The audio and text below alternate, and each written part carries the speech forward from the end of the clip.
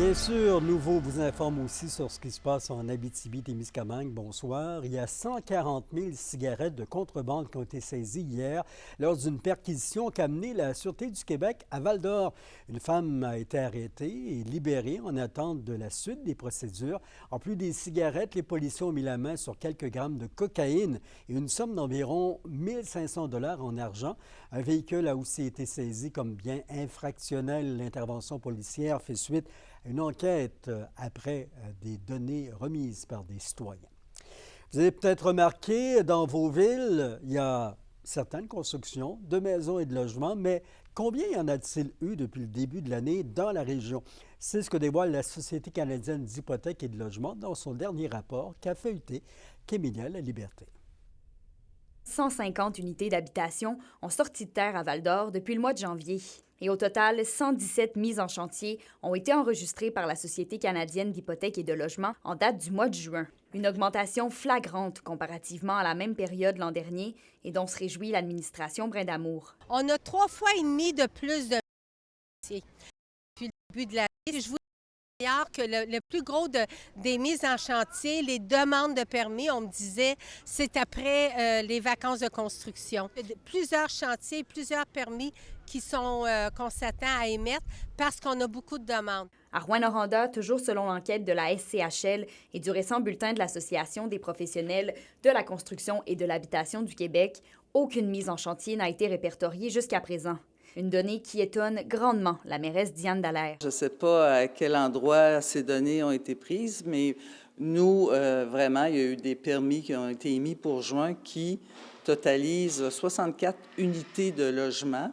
Alors, on est vraiment heureux de ça. Et puis, depuis le début de l'année, depuis janvier jusqu'à la fin juin, on est à 173 unités de logement. De son côté, la SCHL soutient son point, mais convient qu'il existe une nuance entre le nombre de permis distribués et les mises en chantier. On peut aller un petit peu plus loin dans la définition. Donc, nous, une mise en chantier, c'est pas nécessairement dès que le chantier est prêt à la construction, dès qu'il y a de l'excavation. C'est même un petit peu plus loin que ça. C'est quand il y a des fondations qui sont coulées. Donc il est possible qu'il y ait des chantiers qui soient en cours en ce moment qu'on n'ait pas encore pris dans nos données simplement parce qu'ils ne correspondent pas à notre définition exacte de mise en chantier. Et du côté d'Amos, on dénombre 11 constructions d'habitation depuis le début de l'année, soit une légère diminution de 15 % comparativement au mois de juin 2023. Avec la pénurie de logements toujours aussi présente, les villes de Rouyn-Noranda et de Val-d'Or veulent poursuivre sur la même lancée et affirment même que d'autres projets immobiliers devraient bientôt voir le jour.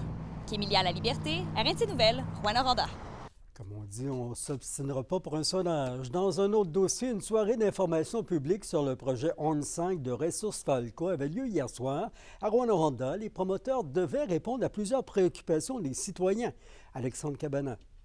Les Rouyn-Norandiens avaient beaucoup de questions à la suite de la consultation publique qui a eu lieu au printemps dernier au sujet de la future mine urbaine Horn 5 qui s'amène ici à Rouyn-Noranda. Mercredi soir, on a pu avoir quelques réponses, notamment en ce qui a trait à la vibration et au bruit qui sera engendré par les futurs sautages. Je pense qu'on veut surtout faire connaître puis que les gens comprennent bien parce que c'est vrai qu'on met en place beaucoup de mesures pour se fondre dans l'ambiance sonore puis que ça soit acceptable, pour limiter les vibrations puis qu'il va en avoir. Parce que notre premier objectif, c'est quand même de préserver ou d'assurer l'intégrité des bâtiments, des résidences, des infrastructures. La mine sera à quelques mètres seulement de la fonderie Horn et c'est cette proximité qui préoccupait énormément les citoyens, sachant que le risque zéro n'existe pas.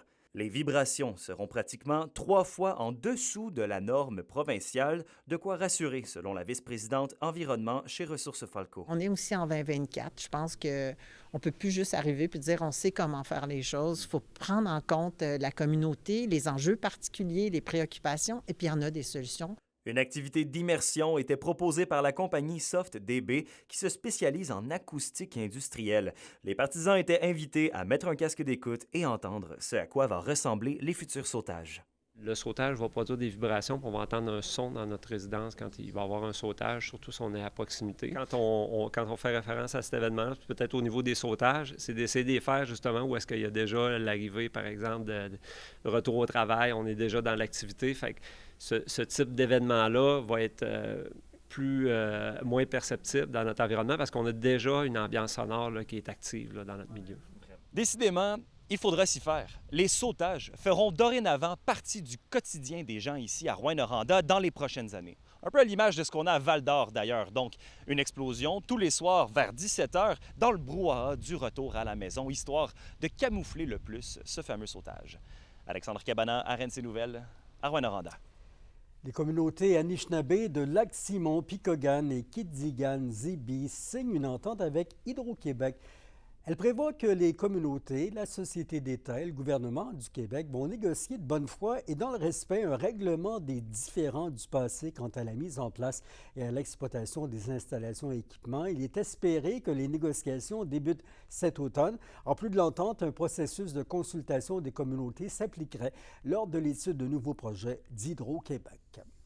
Et c'est dimanche 21 juillet que s'entament jusqu'au 3 août les vacances dans l'industrie de la construction. Les indemnités de congé versées aux plus de 3 300 travailleuses et travailleurs de la construction domiciliés en Abitibi-Témiscamingue atteignent, vous le voyez, 11 100 000 $ cet été, une somme qui représente 4 des salaires au bonus accumulés dans les derniers mois. En 2023, le total des heures travaillées a atteint un sommet en 10 ans, en hausse de 4,9 par rapport à l'année précédente.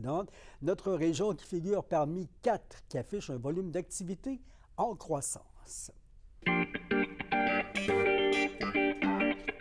La grande première de dernier embarquement au paradis par la troupe à cœur ouvert a eu lieu hier soir à la salle Desjardins à La Sarre.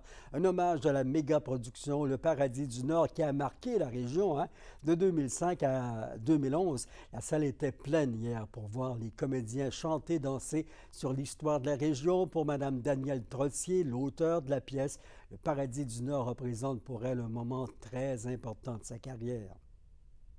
Pour moi, le Paradis du Nord, c'est un diamant qui s'est ciselé à travers les 7 années. Puis au milieu de ma carrière, il y a ça.